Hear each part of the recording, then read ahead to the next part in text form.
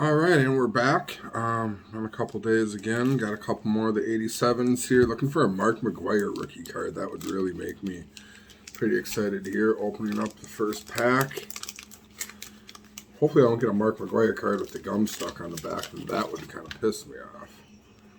And here's Scott Bales is the lucky one with the gum on the back. Scott Bales, pitcher for the Indians back then, the Guardians now, sorry, but they were the Tribe back then. Let's go right off the top here. We're too late to go to the 1988 spring training, but we do have Davey Johnson, manager of the Mets. He looks kind of drunk, kind of stoned right there, doesn't he? That 80s mustache. We got Carmelo Martinez. He played for the we played for the Cubs, and he went to the Padres. I don't know, didn't really nothing too exciting about Carmelo Martinez. We got Terry Foster. He was for the pitcher for the Angels. Look at that gut on that guy. I don't know, tubby Terry Foster. He pitched for quite a while though. Looks like White Sox, Pirates, Dodgers. Don't remember much though. You got Dwight Evans. We've talked about Dewey before. Big home run hitter, power guy for the Red Sox. Great hitter. You got Mike Diaz, who was outfielder catcher, backup for the Pirates. Don't say much about him. Nick Asaski. I do remember Nick Asaski with the Reds. He was he was a power hitter, middle of the lineup power hitter in the 80s. And then we got George Bamberger, manager of the Brewers. He was a manager. Wasn't he the manager of the 80s? No, that was Harvey. No, George Bamberger. He took over for Harvey, the Harvey Wallbangers, and then George Bamberger was the manager for a few years. He had some moderate success with the Brewers, and under today's current rules, he would have been in the playoffs a couple times with George. But under the old rules, only 2 teams got in. It was pretty tough to get in back then. Next, we got Carl Best, who looks like he might be on acid in that picture. But he's a pitcher for the Mariners. I do not remember him. He did his best. So lame, sorry. Next, we got Randy St. Clair. He was a pitcher for the Expos. I can't say I remember a lot about Randy St. Clair. Let's see if I can get a little more light in here. There we go. Next, we got Bobby Grich. Bobby Grich was he was Oriole, second baseman for the Orioles and the Angels. Look at that stash right there. That's a solid stash. Underrated second baseman. You could probably make a Hall of Fame argument for Bobby Grich if you really wanted to. I wouldn't argue that. Next, we got Bill Moneyham. I don't know who Bill Moneyham is. He played for the A's. He was a pitcher. Just dropped the Bill Moneyham card. Now, here's a good one. Tom Herr. Played for the Cardinals. He's the last guy to get 100 RBIs without hitting 10 or more home runs in a season. He did that in 1985, actually. It says right here. Look at that. 8 home runs, 110 RBIs. Second baseman for those go-go St. Louis Cardinals back in the 80s that won a lot of games, stole a lot of bases. Were kind of fun to watch, I hate to admit. Next, we got Bob Melvin.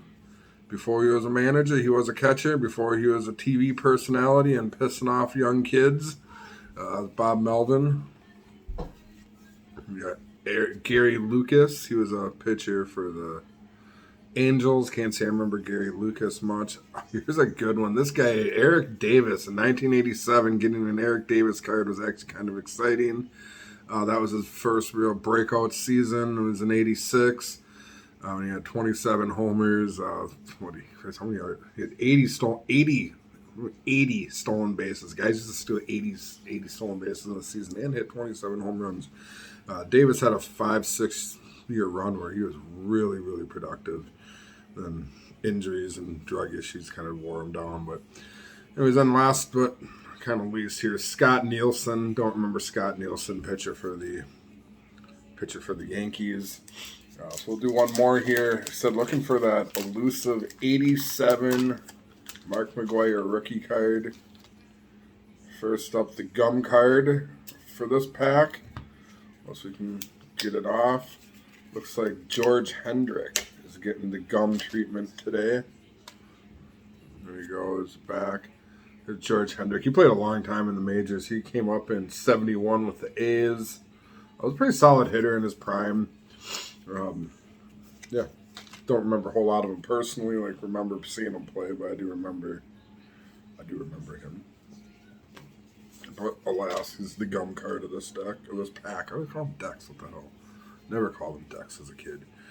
Here's the Padres leader card. You can see a bunch of Tony Gwynn and Kevin McReynolds on there. Next, we got Jimmy Williams. He was manager of the Blue Jays for a while before Cito Gaston. Here we got Von Hayes, who is actually an underrated outfielder for the Phillies in his prime. We got Wayne Tollison. I don't remember why I know Wayne Tollison's name, but I know Wayne Tollison. Jose De Leon. A little fact about Jose De Leon. I just looked this up last night. I was looking up Bobby Bonilla statistics because Bobby Bonilla Day was recently, and he was actually traded for Bobby Bonilla from the Pirates to the White Sox. Bonilla came up with the White Sox, got traded midseason to the Pirates, and Jose De Leon also got traded midseason to the White Sox because they got traded for each other. Anyways, here's Steve Sachs. Rest in peace to Steve Sachs' son, a Marine who died in a training accident. But yeah, Steve Sachs was a Rookie of the Year. Very good for second baseman. Played for the Yankees as well. Very good in his prime, all-star. We got Ed Romero, shortstop, second baseman. Ed Romero played for the Brewers. Came up with the Brewers. Was like more of a backup, but played for the Red Sox there as well. We got Carmen Castillo of the Indians. Carmen Castillo.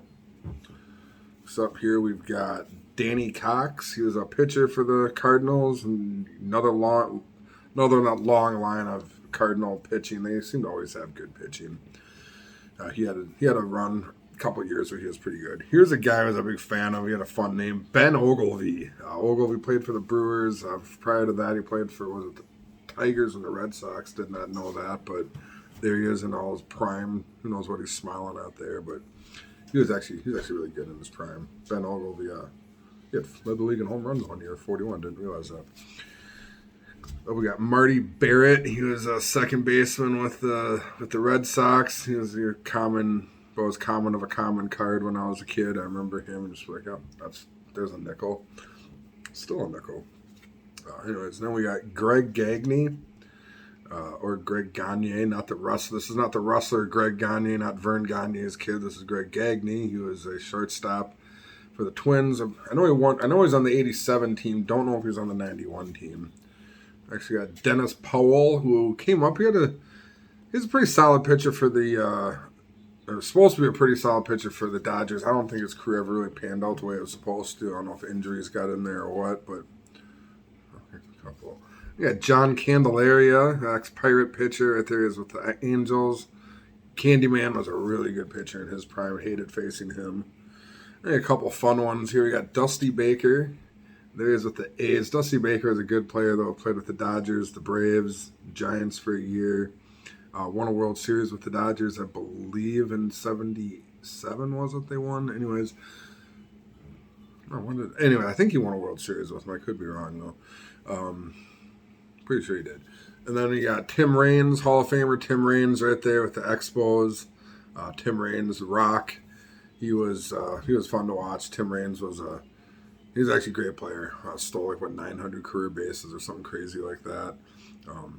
Definitely well-earned Hall of Fame, and definitely a good one to end on there. So we'll end right there. Don't want to do too many in a row here to bore people with so many cards, but got a couple fun ones in there. Towards the end there, Tim Raines, Dusty Baker. A lot of common cards, though. When you have 792 of them, about 780 of them would be common. So anyways, be kind and spread love.